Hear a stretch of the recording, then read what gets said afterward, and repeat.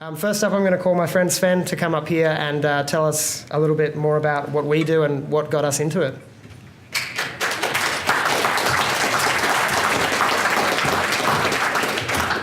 Wow, I'm super nervous. This is very different from just sitting in your bedroom or your car and talking in front of a camera. So yeah, I'm here representing the alternative folk. I've got my dreadlocks here. I guess I'm the token hippie at the conference today. So it probably needn't be said that I'm not an academic. I have 0 state-sanctioned credentials in this area. I'm a business owner and a father, and any time that I devote to the issues of liberty, I'm doing in my spare time. I've never been to a conference like this. I don't go to a lot of gala dinners, so it's a whole new world for me. But actually, this is the most sane people I've ever seen gathered together in one place. So thank you, everyone. So just definitions. What is alternative media?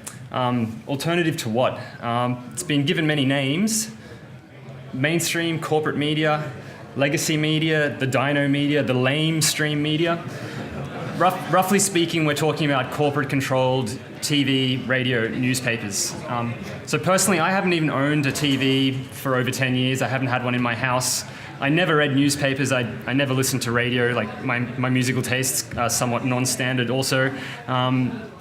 So one of the things I heard recently is a statistic that only about 40% of Americans read at least one book in the year 2015. That means that about 60% of people did not read any books. So you could almost say at this point that books are alternative media.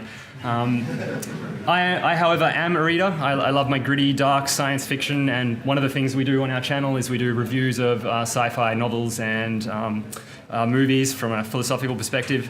However, with the encouragement of one Jordan B. Peterson, who some of you may know, I'm currently making my way through the Gulag Archipelago. So that's a bit of light bedtime reading. So begs the question, is the Gulag Archipelago, is that alternative media? It's a very vanishingly small part of the population who read that kind of stuff.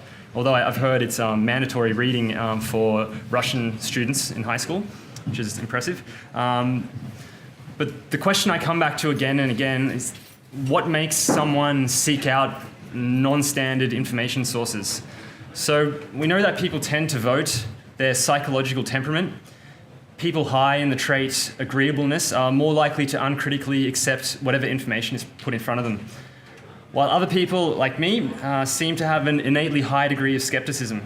And maybe the jury is still out on whether this is nurture or nature, though I think most likely it's a combination of both. I know for me, I learned a deep distrust of institutions and authorities on my journey through the public education system. But then again, perhaps my genetics predisposed me to this. But I also have this combative streak. I love the debate. I love the fight. I'm the one who runs towards the fire. And maybe some of you in this room share this with me. Anyway, one of my on-the-side passion projects are these truth tags. Can you hold some of those up? These are philosophical bumper stickers you may have seen around, weapons of mass instruction, I like to call them. And thanks to everyone who's bought some over the weekend. This is the first attempt at monetizing our content. I'm sure we'll get to the recent YouTube demonetization that's affected some of our fellow panelists. In any case, what I want to leave you with from this first section is encapsulated in one of my tags, and that is that in the age of information, ignorance is a choice. Because some people would rather not know. Some people don't value truth, they don't value principles, they don't have the inclination nor any incentive to do the hard work, to dig deep and think for themselves. And to me, this is at the very heart of libertarian philosophy.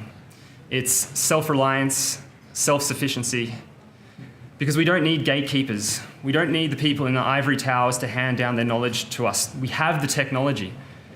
So take personal responsibility for your media consumption. Think critically of what you're consuming. Think for yourself and draw your own conclusions. Remember, in the age of information, ignorance is a choice. So I'll pass it on to Dylan now. Thanks very much.